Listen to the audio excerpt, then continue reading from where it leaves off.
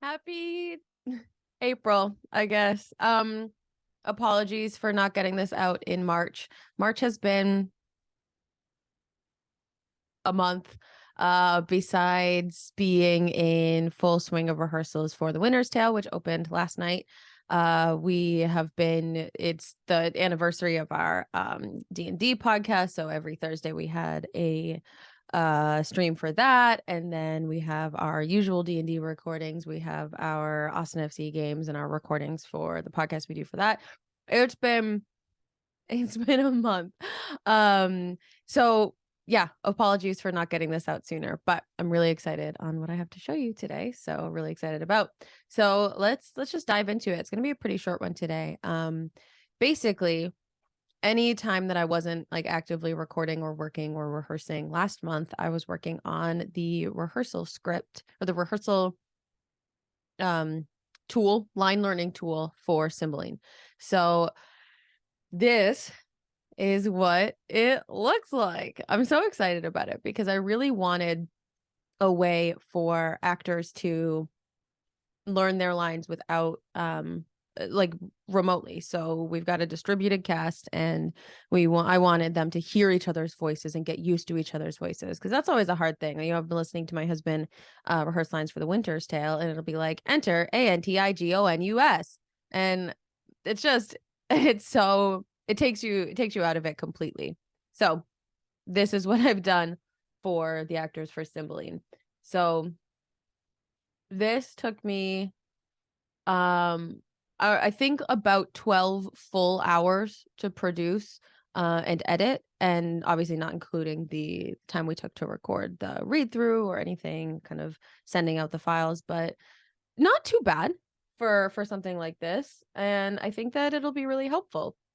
Basically, it's just, it goes through, that's the end of the play. It goes through and starts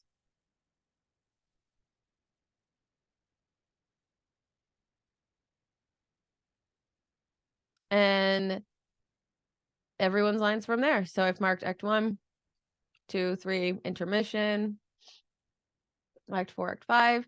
You can see kind of where people get breaks and where, people really have to focus their line learning energy. I think this visual is really cool, and it's been really cool for me. And then what I did is, so, Yakumo's track, I would mute it and then mix it down to a new file. And from that, we have, let's open it from here.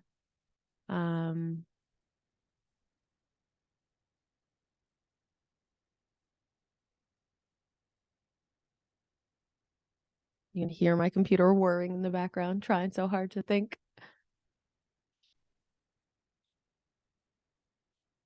We've got this. And one of the things that I thought was really cool about doing this for everyone's track is that I felt really good about the ensemble nature of this show. So, I expected Imogen or Yakumo's tracks to really be just like full of blank space, because they just have so much of the weight of the show to carry. And with the cut that I did, I think I did a really good job of balancing that out. So like you see, this is really where Mike is gonna have to focus.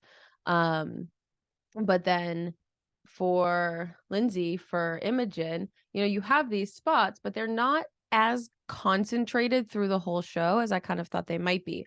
There's a really good balance of the Belarius, Arviragus, and Guiderius sections. We've got a lot going here with Pisanio. We've got Cymbeline carries a lot of the load here. We've got Cloten, who kind of like comes in and roots scenes every so often. And I'm really proud of the way that it came out in that respect, that it is more distributed than I originally would have thought. And looking at those visuals was really helpful for me to kind of check that as I went.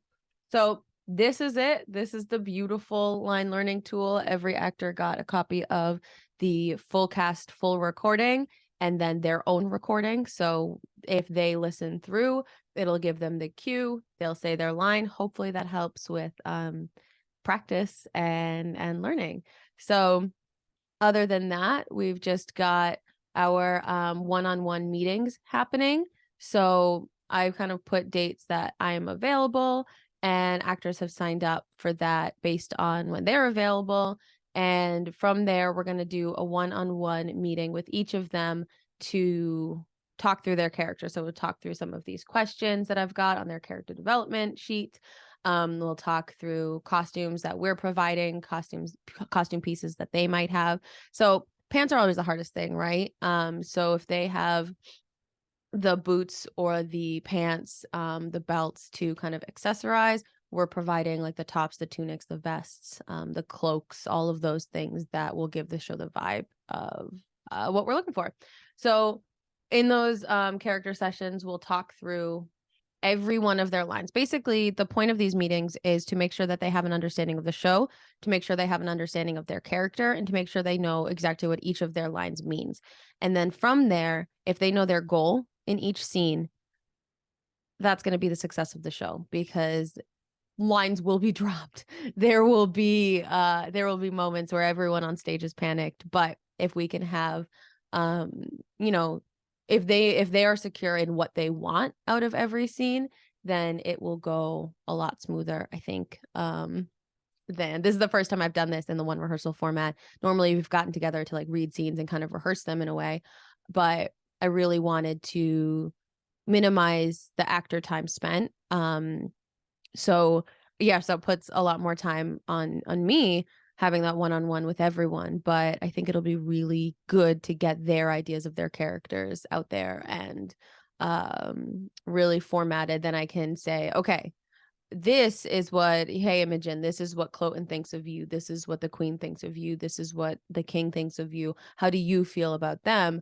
And then we make those character relationships and build them from there. And that's, I think, giving them, we've got a lot of people in this show who haven't done Shakespeare before, and I worry a lot of times that when we have group discussions on characters, that someone will say, I think that the queen and Cloten's relationship is like this, and a person who hasn't done as much might say, yeah, that sounds right.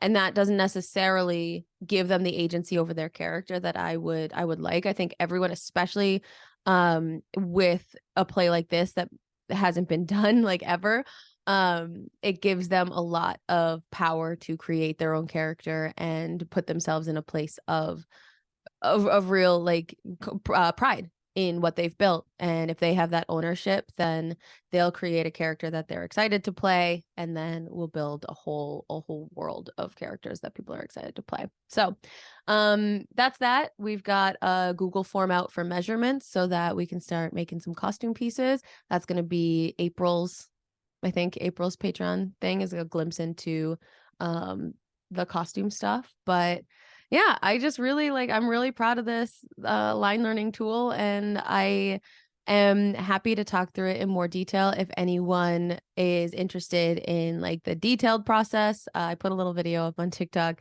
of just like a sped up editing, which is wild to watch, I think.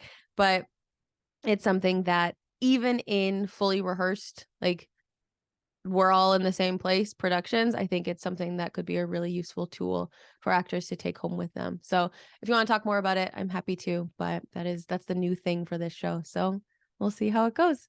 Thank you all so much for your support. We literally couldn't be doing the show without you. That is this hands down a fact, and I appreciate you a lot. So thanks for being here, and I'll see you later this month.